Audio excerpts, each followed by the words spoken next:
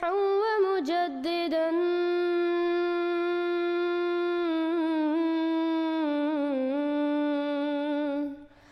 فارنوا بنظر طاهر وجنان.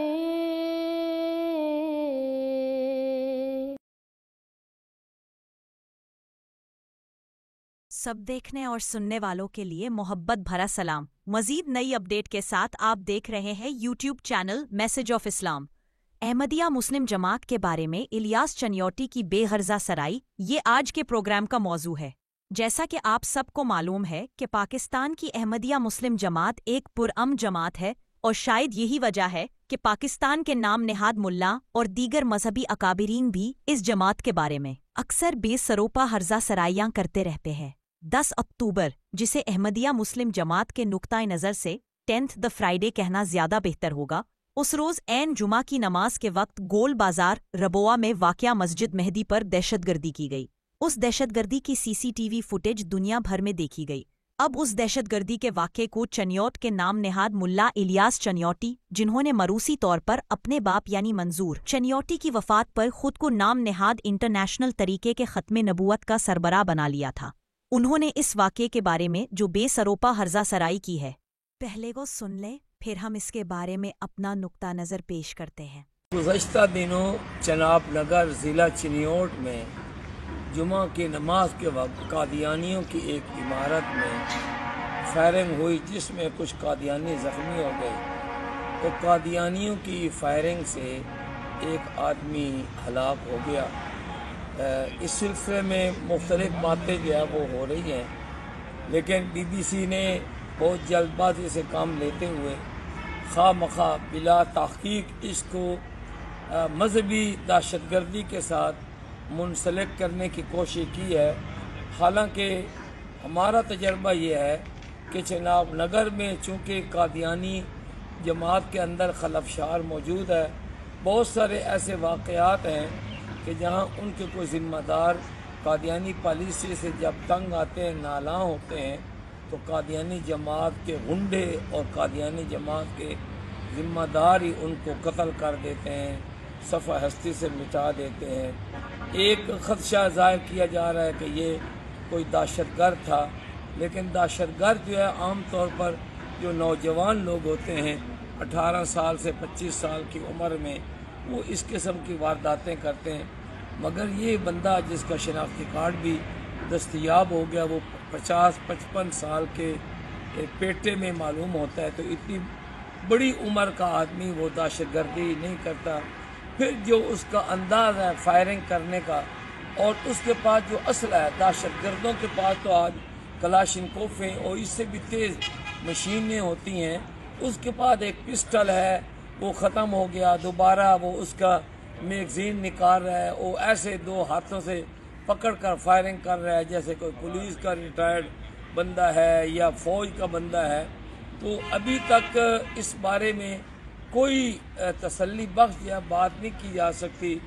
ہمارا علماء کا ایک وفد DPO چنیوٹ سے ملا ہے اور ان کے سامنے اپنے خدشات بھی رکھے ہیں.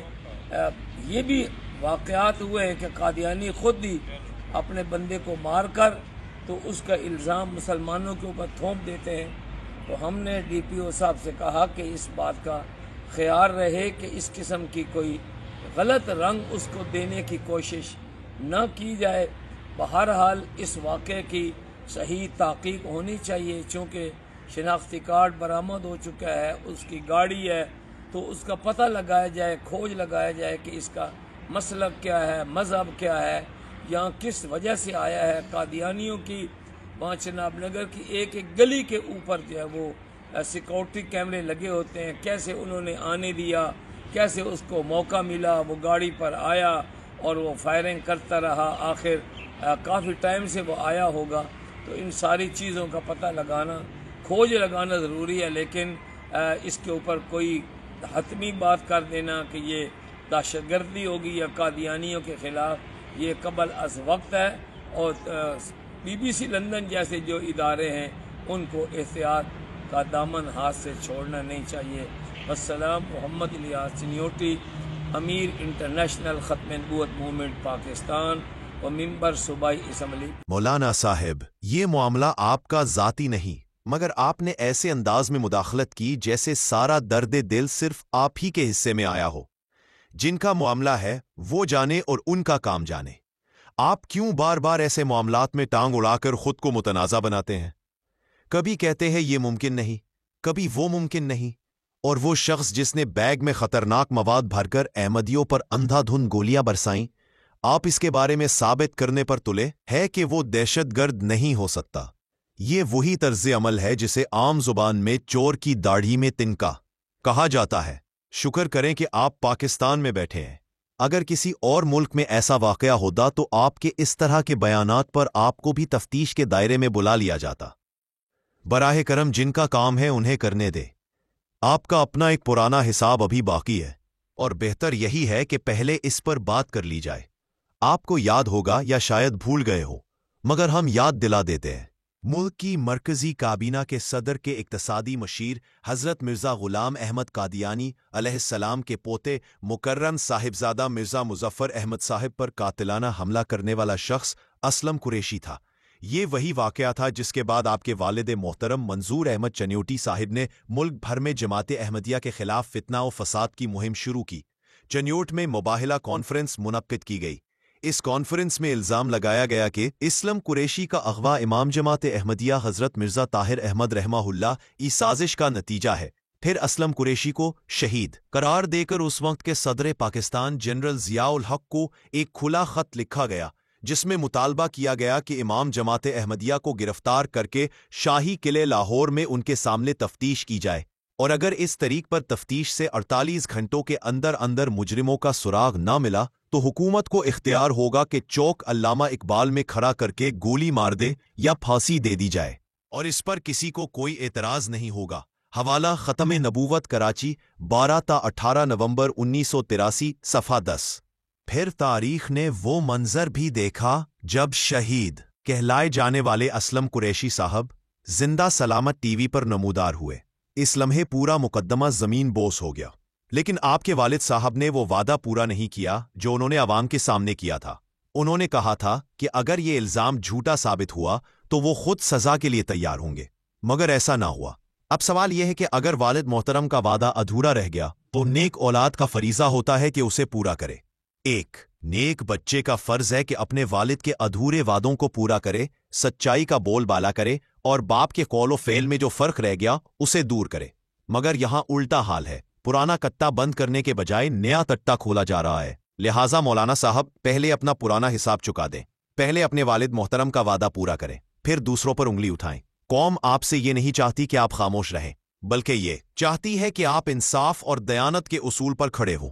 اگر سچائی واقعی آپ کا مقصد ہے تو آغاز وہیں سے کریں جہاں سے جھوٹ بولا گیا تھا۔ ناظرین، اس ویڈیو میں چند اور باتوں کا ذکر کیا گیا۔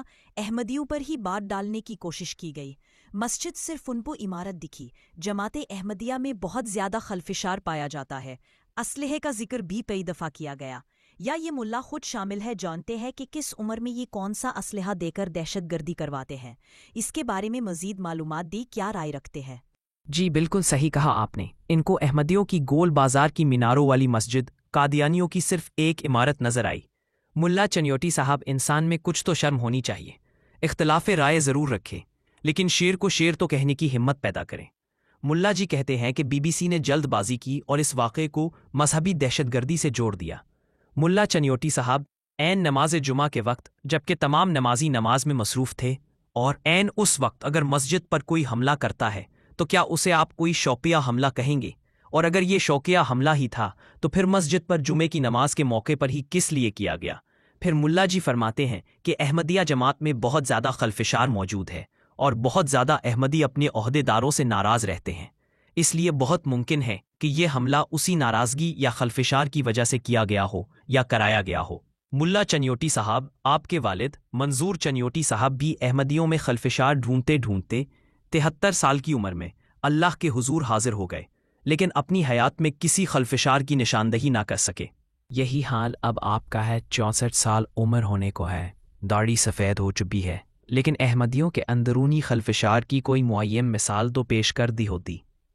کذب بیانی کی بھی ایک حد ہوتی ہے۔ کیا آپ نے مر کر اللہ کے حضور حاضر نہیں ہونا؟ کچھ تو خوف خدا کرے، آپ کی تحریک ختم نبوت میں دہشت گردوں کے لیے عمر کی حد مقرر ہوگی، اور اسی طرح مخصوص اسلحہ بھی آپ مہیا کرتے ہوں گے، لیکن آپ جیسی قبیل کے نام نہاد ملاؤں نے عام پاکستانی اور کسی شعبے سے بھی ریٹائرڈ ان پڑھ پاکستانیوں کو احمدیوں کے خلاف اس نہج پر لا کر کھڑا کر دیا ہے کہ اب یہ ان پڑھ پاکستانی جنت کی حوروں کے چپر میں احمدیوں کی جان لینے کے مشن پر جانے کے لیے نہ تو اپنی عمر دیکھتے ہیں اور نہ ہی ماڈرن اسلحہ مانگتے ہیں۔ گزشتہ 1-2 سالوں میں پستولوں سے متعدد احمدیوں کو شہید کیا گیا ہے، اور ایک کو تو دکان میں بھی جا کر کلہاڑیوں کے وار سے شہید کر دیا گیا تھا۔ آپ نے اچھا کیا کہ پولیس کے متعلقہ محکمہ سے رابطہ کر لیا۔ اگر صاف شفاف تحقیق ہوئی تو امید کی جا سکتی ہے اس تحقیق کے نتیجے میں TLP کے بعد جلدی پھر اس نام نہاد تحریک ختم نبوت کو بھی حکومت جو ہے وہ کل عدم قرار دینے کے بارے میں سوچنا شروع کر دے گی انشاءاللہ تعالی، یا پھر مولانا الیاس چنیوٹی اپنے مکافات عمل کے خوف سے لوگوں کے دلوں میں خلفشار پیدا کر رہے ہیں، عوام کو گمراہ کر کے اصل مسئلے سے توجہ ہٹائی جا رہی ہے، ایک بار پھر قادیانی مذہبی کارڈ کھیلنے کی کوشش کی جا رہی ہے۔ ایسے بیانات سے یہی تاثر ملتا ہے کہ مقصد سچ نہیں، سیاست ہے۔ مزید نئی اپڈیٹ دیکھنے کے لیے چینل کو سبسکرائب اور ویڈیو کو شیئر ضرور کریں۔